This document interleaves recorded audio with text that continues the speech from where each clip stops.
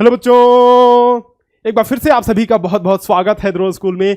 आज के इस वीडियो में हम लोग डॉक्यूमेंट्स के बारे में बात करने वाले हैं कि नवोदय विद्यालय में सिलेक्शन लेने के बाद एडमिशन के टाइम पे कौन कौन से डॉक्यूमेंट प्रोड्यूस करने होते हैं, कौन कौन से डॉक्यूमेंट्स लगते हैं, कौन से ऐसे जरूरी डॉक्यूमेंट्स हैं जिनको आपको अभी से बनवा करके रख लेने चाहिए। आपको पता है कि नवोदय विद्यालय के एंट्रेंस एग्जाम क्लियर करने के बाद भी, यानी कि GNVST क्लियर करने के बाद भी, क्रैक करने के बाद भी कुछ बच्चों का सिलेक्शन नहीं हो पाता है। पता है क्यों?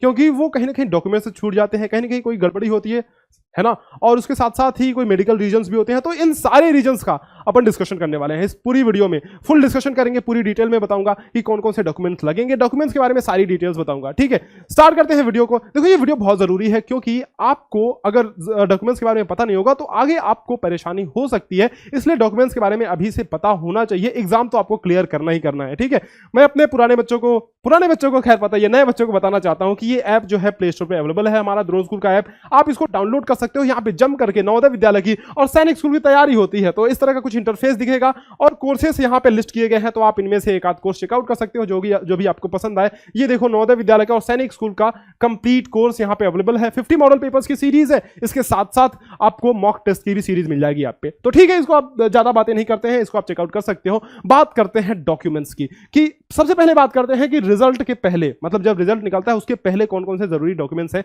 जो आपको बनवा करके रख ही लेने चाहिए। बहुत जरूरी है ये चीज ना। तो अब कुछ जितने भी डॉक्यूमेंट्स हैं, 10-11 जितने भी डॉक्यूमेंट्स हैं, सभी डॉक्यूमेंट्स को आप ध्यान से देखना। कहां से बनवाना है, कैसे बनेगा, किसके नाम पे बनवाना है, ये सारी चीजें मैं डिटेल बताऊंगा। तो पहला डॉक्यूमेंट है आपका आधार कार्ड। देखो, आधार कार्ड तो लगभग आप सभी बच्चों के पास होगा। ठीक है, आधार कार्ड तो सभी बच्चों के पास लगभग होगा ही। लेकिन अगर इसमें कुछ करेक्शन करवाना है, कोई अगर चूक इसमें हो गई है, जैसे करेक्शन किसमें हो सकता है, नाम में करेक्शन हो सकता है, डेट ऑफ बर्थ में यानी कि जन्म तिथि में करेक्शन हो सकता है, एड्रेस में करेक्शन हो सकता है। ठीक है, तो इनमें से किसी भी चीज में अगर करेक्शन करवाना है तो उसको प्लीज आप अभी करेक्शन करवा लीजिए। ये उस टाइम पे लगता है, मतलब एडमिशन के टाइम पे, और ये जरूरी है। इसमें चूंकि ये टाइम कंज्यूमिंग है, इसलिए अभी से इसको करवा लेना बहुत जरूरी है। ठीक है, नेक्स्ट चीज देखो, नेक्स्ट चीज जो है वो दूसरा डॉक्यूमेंट है निवास प्रमाण पत्र, जिसको कहीं कहीं अधिवास भी बोलते हैं, यानी कि डोमिसाइल या फिर रेसिडेंस सर्टिफिकेट। ये जो अच्छा, जो पहला तो ये आधार कार्ड तो जाहिर सी बात है कि बच्चे के नाम पे ही रहेगा। जो निवास प्रमाण पत्र होगा वो भी बच्चे के नाम पे ही, यानी कि स्टूडेंट के नाम पे ही बनेगा। ठीक है, निवास प्रमाण पत्र स्टूडेंट के नाम पे ही बनेगा। अब किसी भी कॉमन सर्विस सेंटर पे चले जाइएगा। आजकल तो आपको पता है कि सारी चीजें ऑनलाइन हो गई हैं, तहसील पे जाने की जरूरत नहीं है। कहीं भी अप्लाई आप कर दोगे, जहां भी आपके आसपास कॉमन सर्विस सेंटर होगा वहां पे अप्लाई ऑनलाइन कर सकते हो। ठीक है, तो तहसील पे जाने की जरूरत नहीं, अगर जरूरत पड़ी तो चले भी जाना ना, क्या दिक्कत है। ठीक है, तो आप ये तहसील से बन जाएगा या फिर कहीं भी आप अपने आसपास के कॉमन सर्विस सेंटर देख लेना, वहां पे जहां भी ये चीजें बनती हैं, अप्लाई होती हैं। आजकल तो सभी जगह ये सर्विसेज अवेलेबल है। तो ये निवास प्रमाण पत्र आप बनवा के रखना, ये बहुत जरूरी है। ध्यान रखना कि इसको आपको बच्चे के नाम से बनवाना है। ठीक है, स्टूडेंट्स के नाम से ही बनवाना है। अगला देखो, ये जो थर्ड है जाति प्रमाण पत्र, यानी कि कास्ट या फिर कम्युनिटी सर्टिफिकेट। अब इसमें दो चीजें ध्यान देने की जरूरत है। पहली बात तो ये कि कास्ट सर्टिफिकेट जो है दो टाइप का बनता है।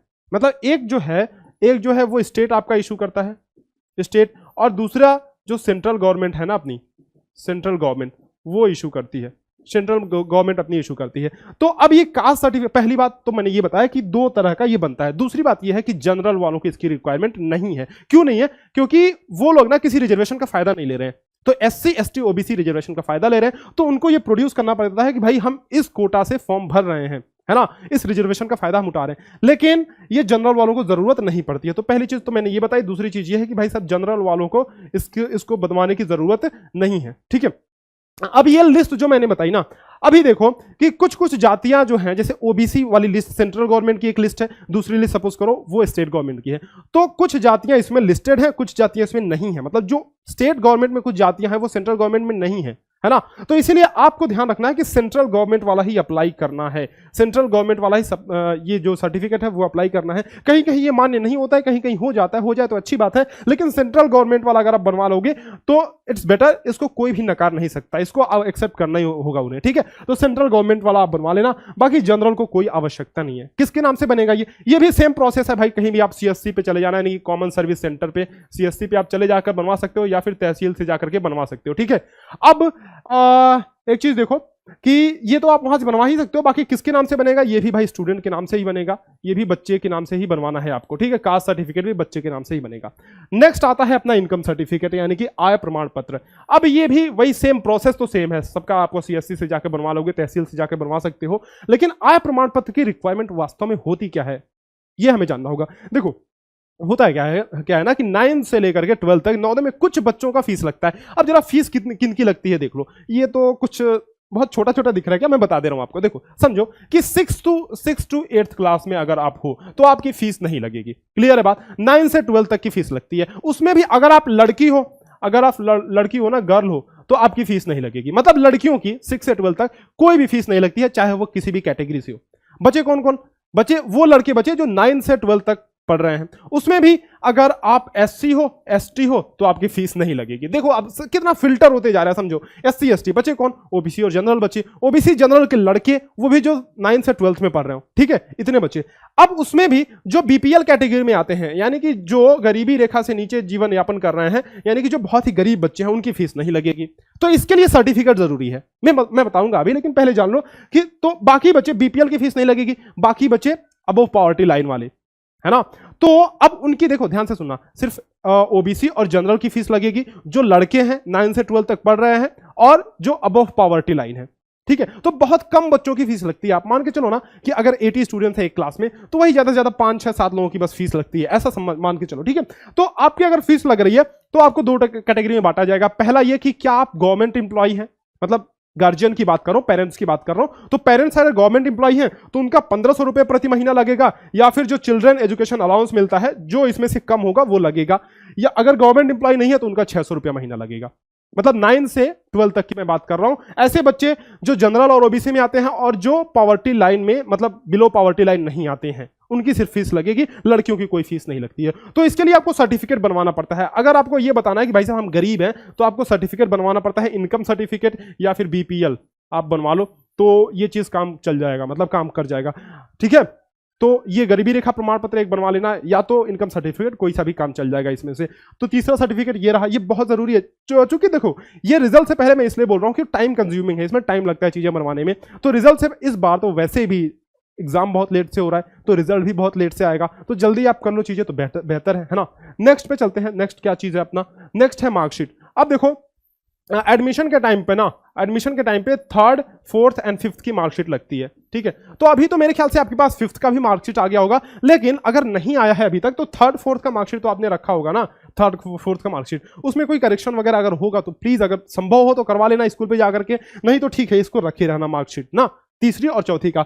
नेक्स्ट जो चीज है वो विकलांगता प्रमाण पत्र। आपको मैंने बताया हुआ है अपने वीडियोस में कि जो 3% सीट्स है ना, 3% सीट्स यानी कि 2 से 3 सीटें जो हैं वो विकलांग बच्चों के लिए आरक्षित होती हैं, रिजर्व होती हैं विकलांग बच्चों के लिए।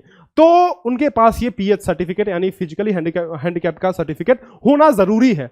अब ये जो सर्टिफिकेट है ना वो सीएमओ से सर्टिफाइड होना चाहिए, मतलब चीफ मेडिकल ऑफिसर जो होते हैं ना डिस्ट्रिक्ट से, उनसे ये सर्टिफाइड होना चाहिए, बिना इसके काम नहीं चलेगा। तो अगर आप इस कैटेगरी में आते हो तो ही आपको जरूरत है, मतलब अगर आप फिजिकली हैंडीकैप्ड हो तो ही आपको जरूरत है, नहीं तो कोई जरूरत नहीं है। अगला जो है वो है ग्रामीण क्षेत्र प्रमाण पत्र यानी कि रूरल एरिया सर्टिफिकेट। अब ये अजीब सा सर्टिफिकेट क्या है, नाम पहली बार सुन रहे हो शायद। तो देखो ये ऐसा है ना कि मैंने आपको बताया था कि 75% of seats are reserve for rural area यानी कि ग्रामीण क्षेत्रों के लिए, और 25% सीट ये शहरी एरिया यानी कि अर्बन एरिया के लिए रिजर्व रहता है, ये ग्रामीण क्षेत्र के लिए और ये शहरी क्षेत्र के लिए, ठीक है। तो अगर आप ग्रामीण क्षेत्र से अप्लाई कर रहे हो यानी कि इस कोटे से आप अप्लाई कर रहे हो तो आपको ये सर्टिफिकेट बनवाने की जरूरत पड़ेगी। अब ये सर्टिफिकेट किस चीज का है? देखो ऐसा है ना कि स्कूल से मतलब स्कूल से रहता है, घर से मतलब नहीं है। आपका घर कहीं भी हो उससे मतलब नहीं है, आपका स्कूल जहां पे है वो क्षेत्र रूरल होना चाहिए, यानी कि अपने को मतलब है स्कूल से, मतलब जिस स्कूल में आप पढ़ रहे हो ना वो ग्रामीण क्षेत्र में होना चाहिए।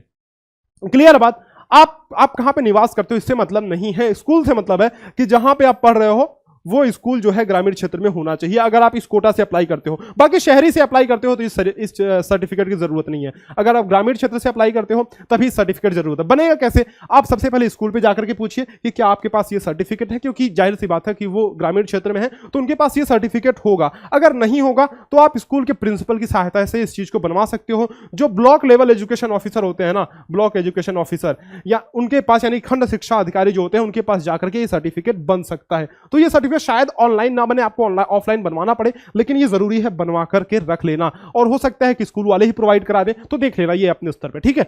अब देखो अच्छा एक चीज आपको बतानी थी, देखो आपने टेस्ट तो बहुत दिए होंगे लेकिन गेमीफाइड टेस्ट अनअकैडमी आपके लिए लेकर आया है एक बैटल, गेमीफाइड बैटल। ये एक स्कॉलरशिप टेस्ट है, स्कॉलरशिप टेस्ट है, कॉम्बैट नाम से अनअकैडमी आपके लिए लेकर आया है स्कॉलरशिप टेस्ट, जो वीकली स्कॉलरशिप टेस्ट है ना। हर वीक इसको आयोजित किया जाता है, जिसमें 6 से 12th क्लास के बच्चे दे सकते हैं, बिल्कुल फ्री ऑफ कॉस्ट है, कोई कॉस्ट नहीं लगने वाली है, फ्री ऑफ कॉस्ट है, तो आप इसको दे सकते हो। इसमें होगा क्या, देखो होगा क्या कि आप ना लाइव अपनी रैंकिंग दे पाओगे। ये जो टेस्ट अटेम्प्ट करोगे ना, अभी टेस्ट के बारे में थोड़ा और डिटेल बताऊंगा, लेकिन सबसे पहले जानो कि लाइव अपनी रैंकिंग देखने पाओगे, एकदम गेम की तरह। मजा बहुत आने वाला है कि ऑप्शन होंगे आपके पास, क्वेश्चन पूछे जाएंगे, तुरंत तुरंत रैंकिंग बदलती जाएगी, जैसे अगले क्वेश्चन का आंसर दिया, रैंकिंग तुरंत चेंज हो जाएगी, तो आप अपनी रैंकिंग देख पाओगे और मजा बहुत आएगा इस चीज में, ठीक है। इंस्टेंट रैंकिंग, क्वेश्चंस जो क्यूरेट किए गए हैं ना, वो टॉप एजुकेटर्स के द्वारा ये क्वेश्चंस बनाए जाते हैं आपकी प्रिपरेशन को मजबूत करने के लिए, आपकी पढ़ाई को और अच्छी बनाने के लिए, ठीक है। और जब ये आपका टेस्ट खत्म होगा तो डिटेल वीडियो सॉल्यूशन इसका आपको मिलेगा, इसका आपको उस ऐप में ही या फिर उस वेबसाइट पे अनअकैडमी के ये डिटेल वीडियो सॉल्यूशन आपको मिलेगा। ये स्कॉलरशिप देने वाले हैं, worth ₹1 crore of scholarship they are giving out. तो ये जो टॉप रैंकर्स आप आओगे ना, अगर आप टॉप रैंक्स में आते हो, तो वर्थ ₹1 करोड़ का स्कॉलरशिप ये प्रोवाइड करने वाला है। हिंदी और इंग्लिश मीडियम दोनों में ये टेस्ट आप दे सकते हो। मैंने पहले ही बताया कि 6 से 12 तक के बच्चे इस टेस्ट को दे सकते हैं। अब इस टेस्ट का पैटर्न क्या है, कितने मिनट का होगा और मार्किंग स्कीम वगैरह क्या है, ये सारी चीजें डिस्क्रिप्शन में लिंक दी हुई हैं सारे क्लास के लिए, 6 से 12 तक के लिए। तो आप रेस्पेक्टिव लिंक पे क्लिक करके वहां पे जा सकते हो, वेबसाइट पे विजिट कर सकते हो, ऐप डाउनलोड कर लेना, इसका मतलब अनअकैडमी का ऐप डाउनलोड कर लेना, वहां सारी चीजें आपको मिल जाएंगी। डिस्क्रिप्शन में सारे लिंक्स दिए हुए हैं 6 से 12 तक के ये टेस्ट का। कॉम्बैट नाम से टेस्ट है बेटा, जरूर से दे देना। ये अब की बार ये 8 अगस्त को होने वाला है, बाकी ये वीकली ऑर्गेनाइज होता ही रहता है, ठीक है। अनलॉक कोड वहां से आपको मांगेगा, वहां पे तो द्रोण कोड का यूज करना, ये टेस्ट अनलॉक हो जाएगा, मतलब ये टेस्ट फ्री ऑफ कॉस्ट आप देने पाओगे, ठीक है। तो द्रोण कोड का यूज करना, अगर आप अनअकैडमी का कोई भी सब्सक्रिप्शन लेते हो तो आप द्रोण कोड का यूज करोगे तो 10% का आपको इंस्टेंट डिस्काउंट मिल जाएगा किसी भी पेड सब्सक्रिप्शन पे, ठीक है। किसी भी पेड सब्सक्रिप्शन पे, कोई भी अगर आप पेड सब्सक्रिप्शन लेते हो तो आपको 10% का इंस्टेंट डिस्काउंट वहां पे देखने को मिल जाएगा। तो ये कोड आपके लिए फायदेमंद है, जरूर से यूज करना, ठीक है। 10% का डिस्काउंट आपको मिल जाएगा। बाकी नीचे दिए हुए लिंक पे क्लिक करना, वहां पे जाकर के आप टेस्ट की टाइमिंग देख सकते हो, ठीक है। टेस्ट की टाइमिंग के साथ पैटर्न देख सकते हो एंड सिलेबस देख सकते हो, तो जरूर से इसको चेकआउट करना। आगे बढ़ते हैं कि भाई हमने बात करी कि एग्जाम से पहले कौन कौन से डॉक्यूमेंट्स हमको बनवाने थे। अब एग्जाम से पहले या फिर रिजल्ट के पहले, अब रिजल्ट के बाद कौन कौन से डॉक्यूमेंट्स बनवाने हैं, वो जल्दी जल्दी बन जाते हैं थोड़े, तो उनकी बहुत तेजी नहीं है। ये 7 जो सर्टिफिकेट मैंने बताए ये बहुत जरूरी है, मतलब बहुत जल्दी से आपको इसको बनवा लेना चाहिए। बाकी आगे के जो सर्टिफिकेट्स हैं यानी कि रिजल्ट्स के बाद, वो देखो क्या है ना कि 5th क्लास का मार्कशीट ये आपको लास्ट में ही मिलता है लगभग, है ना। तो इस सेशन में तो मेरे ख्याल से मिल ही गया होगा, क्योंकि ये सेशन थोड़ा लेट चल रहा है। तो ये 5th क्लास की मार्कशीट ये जरूरी है, ये लगता है, मैंने बताया ना कि 3, 4th एंड 5th की मार्कशीट लगती है, तो 3, 4th का आपके पास ऑलरेडी है, 5th का मार्कशीट कलेक्ट कर लेना। इसके अलावा ट्रांसफर सर्टिफिकेट यानी कि ये TC लगता है आपका, तो ये स्कूल से मिल जाएगा, आप जिस स्कूल में पढ़ रहे हो वहां से मिल जाएगा, इसको कलेक्ट कर लेना, ठीक है।